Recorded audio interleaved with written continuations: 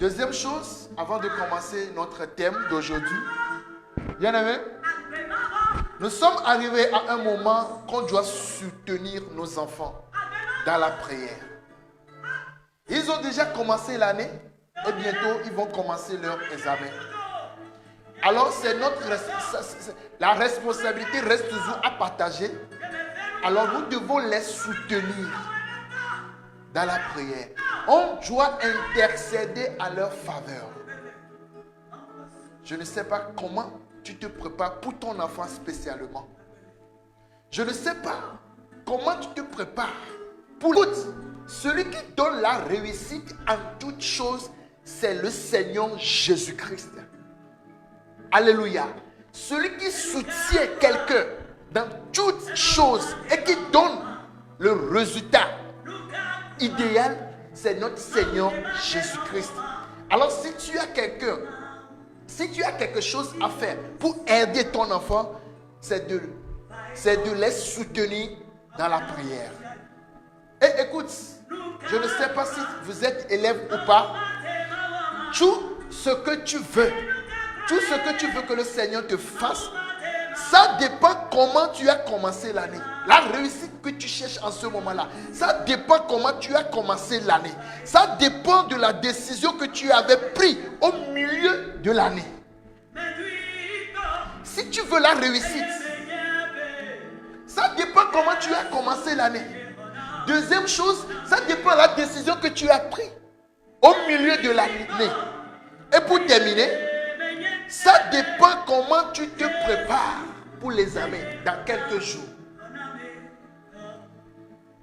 Il faut la concentration totale.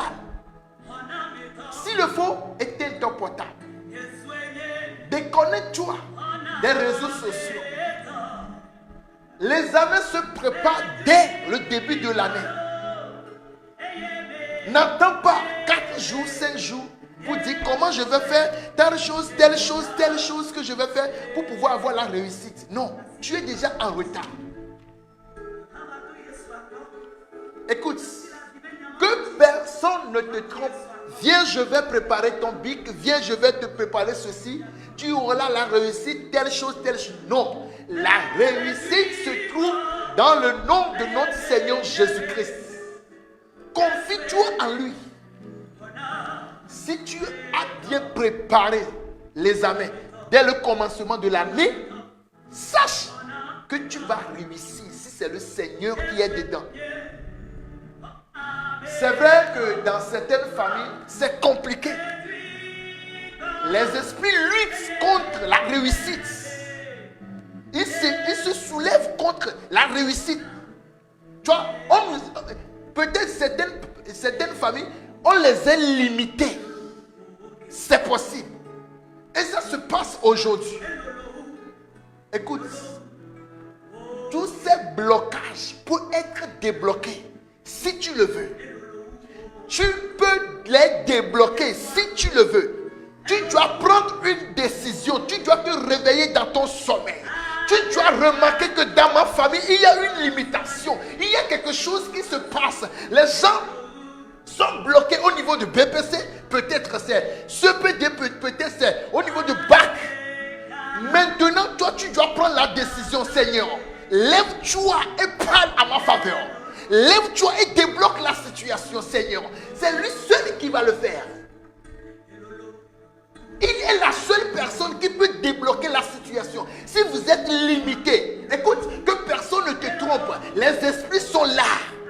Et il faut tout possible pour nous bloquer. Et grave, s'ils connaissent la vision de Dieu, le plan de Dieu pour ta vie, l'esprit est là pour te débloquer. Il passe par tous les moyens pour nous bloquer. Tu dois te réveiller dans ton sommeil. Peut-être tu es la seule personne qui comprend un peu ce qui se passe dans le monde spirituel. L'Éternel est en train de t'éclairer en ce moment. Alors, réveille-toi. Réveille-toi. Si ça a passé dans la vie de tes parents, c'est toi qui as dit non. Moi, à partir de ma famille, ça ne serait plus comme ça. Ça ne serait plus comme ça. Ça doit changer. La situation doit changer. Seigneur,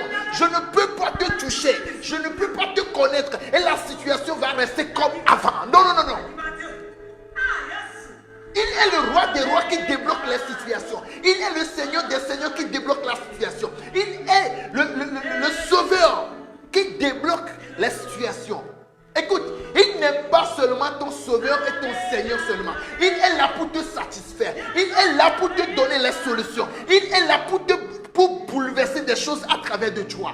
Alléluia. Alléluia. Ne reste pas comme le monde. Le monde n'est pas comme avant. Hein. Bon, je ne veux pas dire que comme avant. Le monde est vraiment compliqué. Il y a des choses qui se passent dans le monde spirituel. Il y a des combats possibles qui se passent. Alors je prie au nom de Jésus-Christ, toi qui es connecté à ce son en ce moment, il faut se réveiller dans le nom puissant de Jésus-Christ. Le Seigneur est prêt pour t'éclairer. Le Seigneur est prêt pour te donner la capacité. Le Seigneur est prêt pour te donner la force.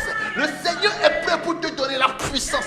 Il suffit seulement d'accepter d'être un disciple. Ne sois pas seulement un chrétien, mais sois un disciple. Un disciple qui travaille pour son sauveur, Seigneur. Tu dois faire quelque chose.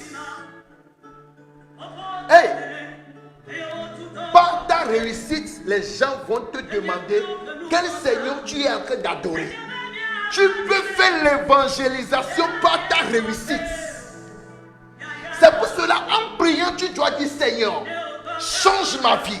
Les gens doivent remarquer que tu es dans mon cœur. Les gens doivent remarquer que tu m'as choisi. Les gens doivent remarquer que, Seigneur, je marche avec une puissance.